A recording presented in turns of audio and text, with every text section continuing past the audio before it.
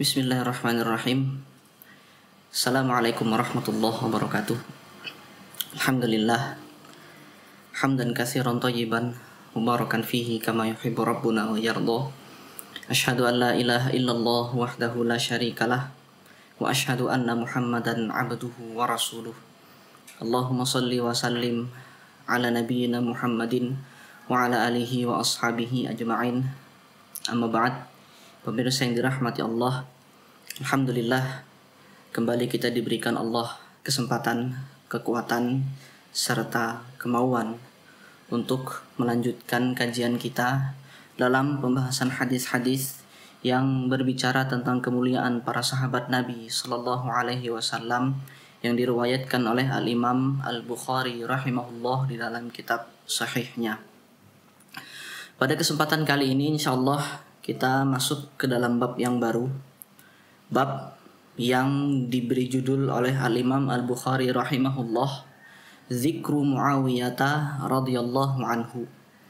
Bab yang menyebutkan tentang Muawiyah radhiyallahu anhu.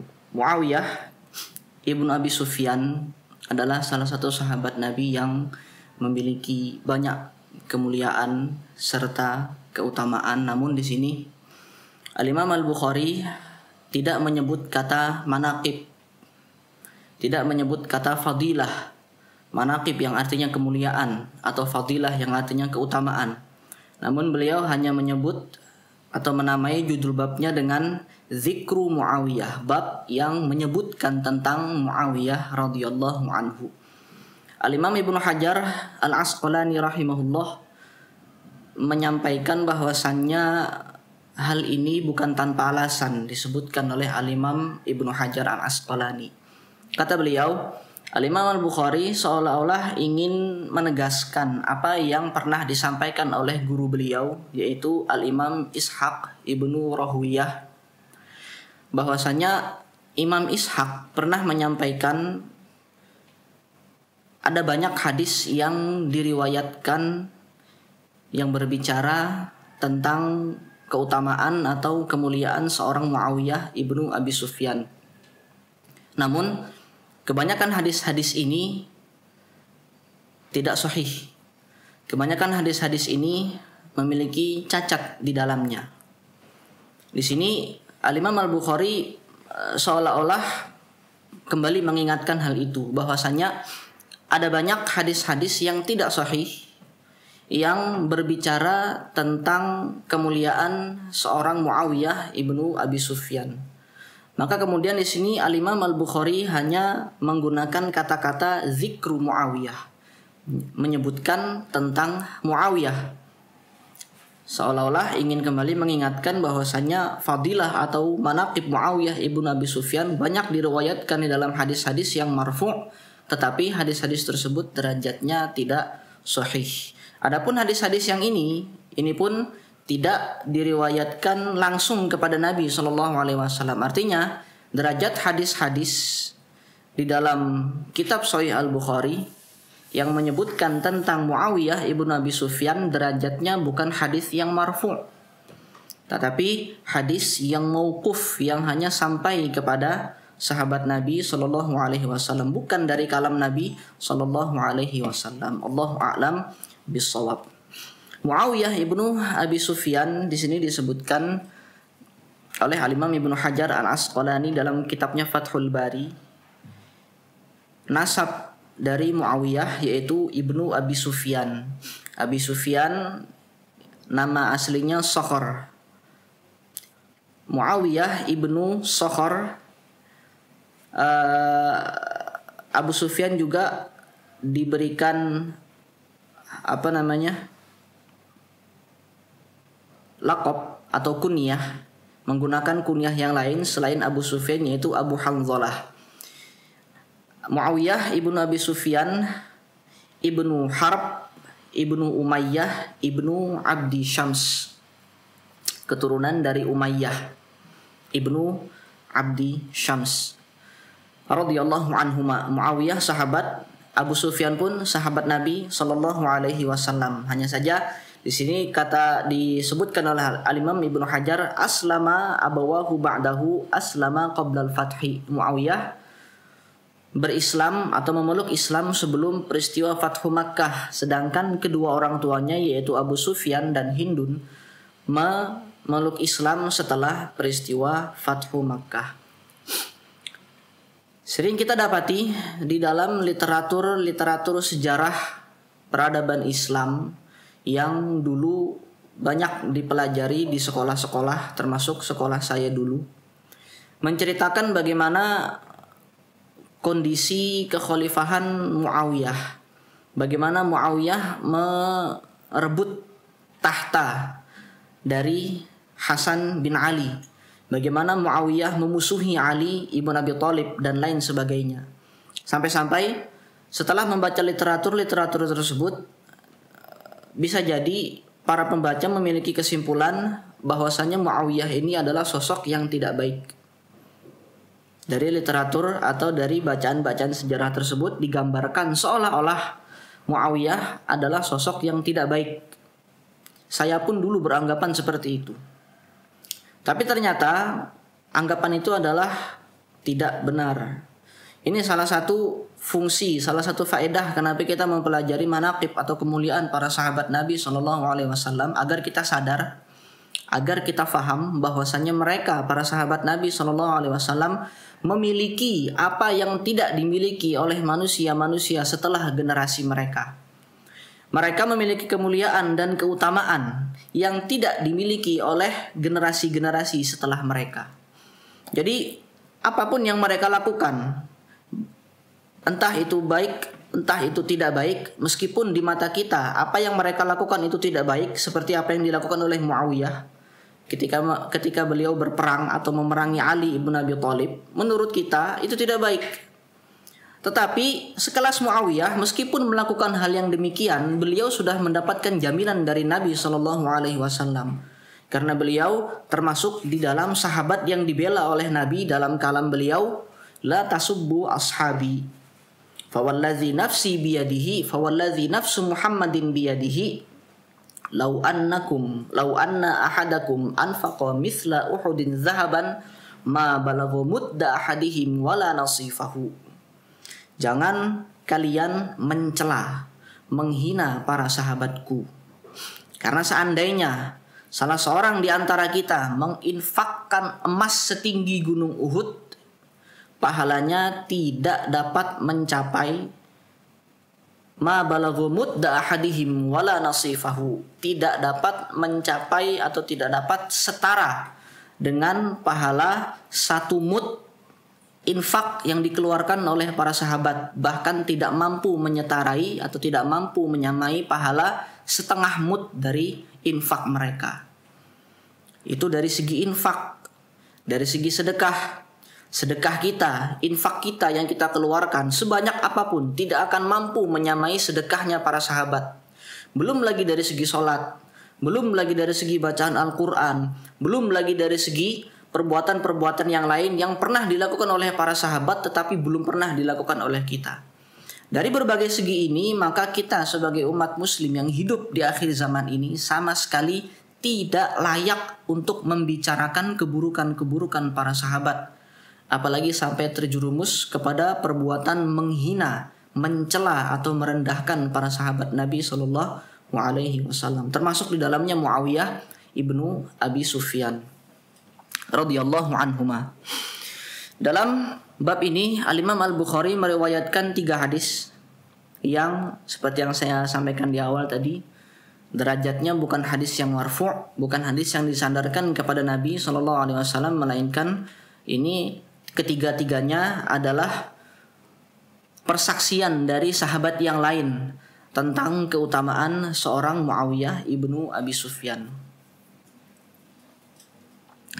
Diriwayatkan oleh Imam Al-Bukhari, qala haddatsana Al-Hasan ibnu Bishr, qala haddatsana Al-Mu'afi an Utsman ibn Al-Aswad an ibni Abi Mulaikah qala autara Muawiyatu ba'da al-isya'i bi rak'atin wa 'indahu maulan li ibni Abbasin fa'ata ibn Abbasin faqala da'hu fa innahu qad sahiba Rasulullah sallallahu alaihi wasallam.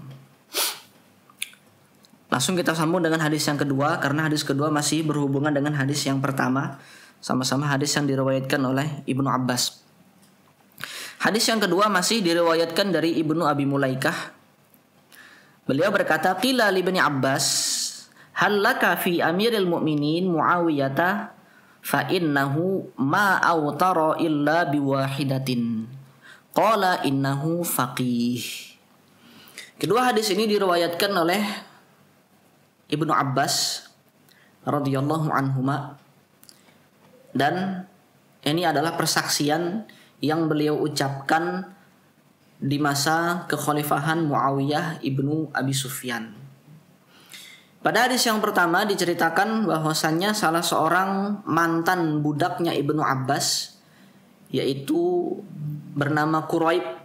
Di sini disebutkan oleh Al-Imam Ibnu Hajar Al-Asqalani, mantan budaknya di sini bernama Quraib. Suatu ketika Quraib datang kepada Ibnu Abbas menceritakan suatu perbuatan amal ibadah yang mungkin belum pernah beliau lihat sebelumnya. Apa yang beliau lihat? Apa yang dilihat oleh Quraib? Ternyata Quraib melihat Muawiyah melakukan sholat witir setelah sholat Isya dengan jumlah rakaat 1 rakaat saja. Setelah selesai sholat Isya, kemudian Muawiyah melakukan sholat witir yang jumlahnya hanya 1 saja. Hal ini dirasa aneh oleh Quraib. Bisa jadi Quraib beranggapan ini belum pernah dilakukan oleh para sahabat yang lain. Kemudian beliau datang kepada Ibnu Abbas dan menanyakan, apakah yang seperti ini benar? Apakah yang seperti ini ada landasannya dari Nabi Shallallahu Alaihi Wasallam? Lantas tanggapan dari Abdullah ibnu Abbas bukan marah, bukan menyanggah, bukan membantah, bukan menyalahkan apa yang dilakukan oleh Muawiyah. Justru kata Abdullah ibnu Abbas, da'hu, biarkan sudah.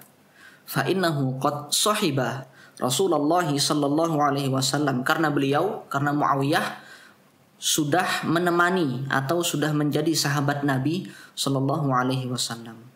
Dalam riwayat lain disebutkan da'hu, tinggalkan sudah, enggak usah diurusin, karena fa innahu qad sahhat, karena apa yang dilakukan oleh Muawiyah ibnu Abi Sufyan sudah benar. Itu yang persaksian yang dilontarkan oleh Abdullah ibnu Abbas, bahwasannya beliau menyetujui apa yang dilakukan oleh Muawiyah ibnu Abi Sufyan. Beliau tidak menyalahkan apa yang dilakukan oleh Muawiyah ibnu Abi Sufyan, karena Abdullah ibnu Abbas menyadari, sangat sadar bahwasanya Muawiyah ibnu Abi Sufyan bukanlah orang sembarangan. Beliau menemani Nabi Shallallahu Alaihi Wasallam.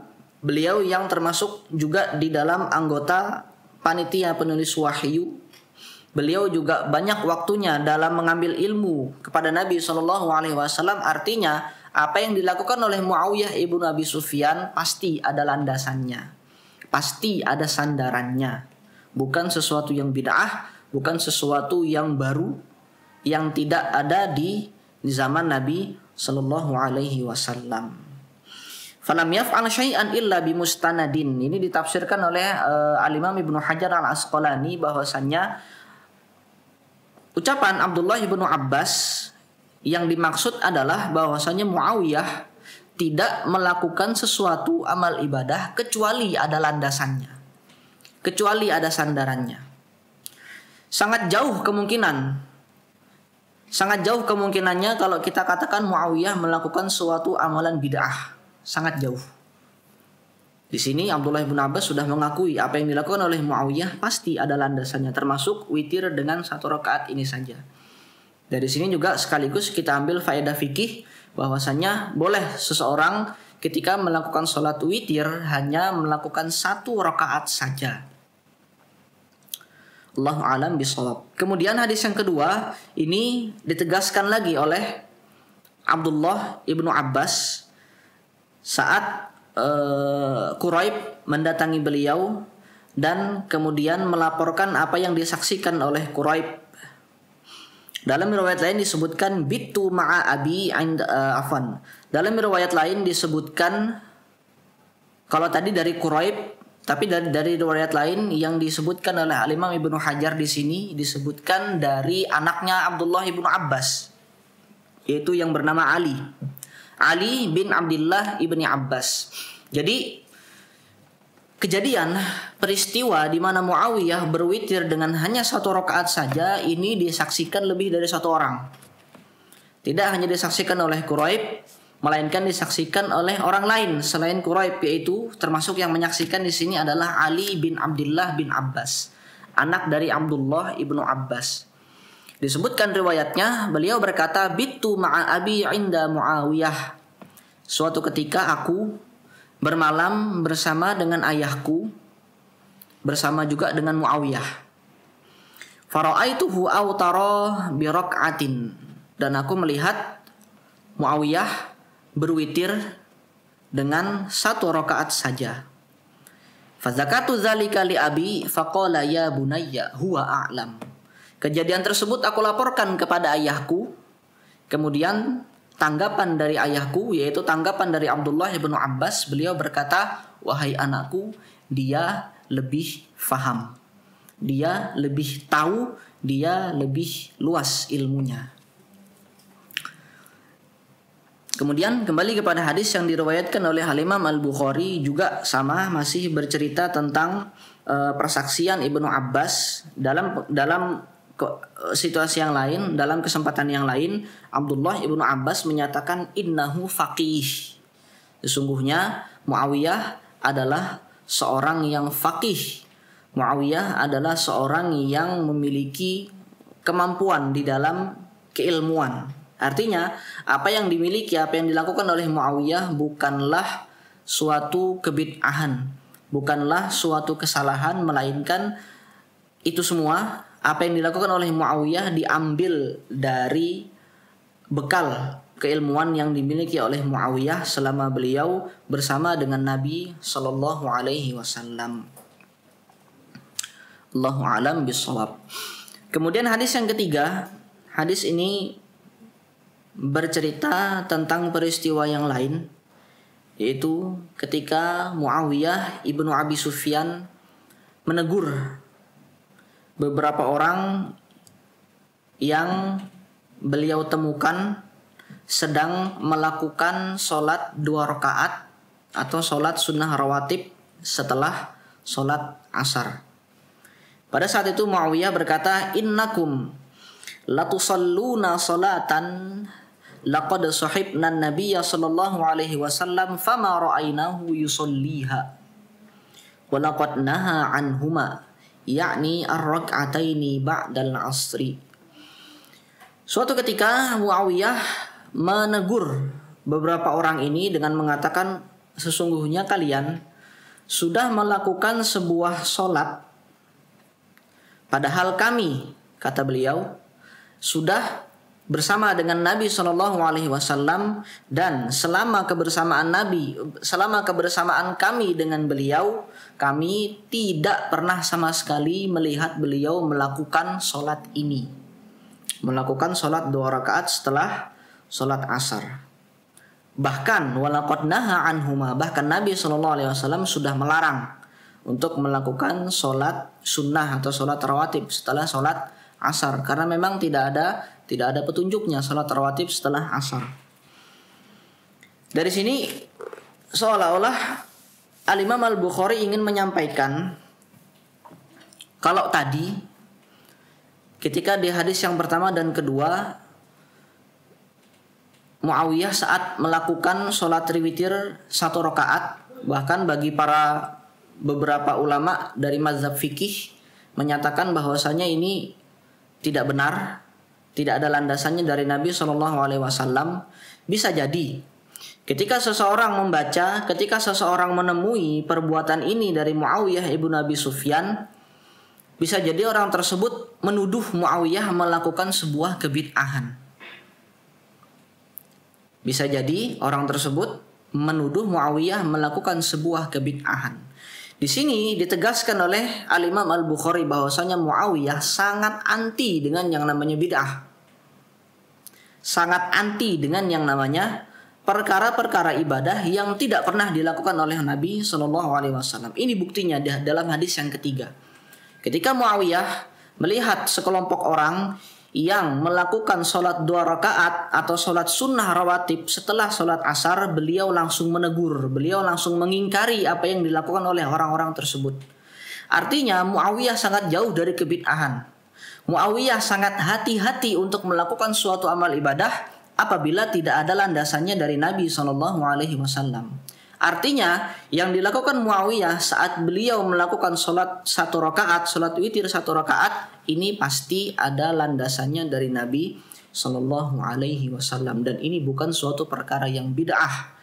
Yang pertama dilakukan oleh Muawiyah, yang kedua ditegaskan oleh Abdullah ibnu Abbas bahwasannya ini juga memiliki landasan dari Nabi Shallallahu Alaihi Wasallam. Paling tidak perbuatan sholat witir dengan 1 rakaat, bila kita menelaah ketiga hadis ini, paling tidak perbuatan tersebut atau ibadah tersebut sudah disepakati oleh 2 sahabat ini, yaitu Muawiyah dan Abdullah ibnu Abbas radhiyallahu anhum ajma'in. Mungkin ini yang bisa kita pelajari pada kesempatan kali ini, yaitu tentang sekelumit tentang kemuliaan atau fadilah yang dimiliki oleh Muawiyah ibnu Abi Sufyan.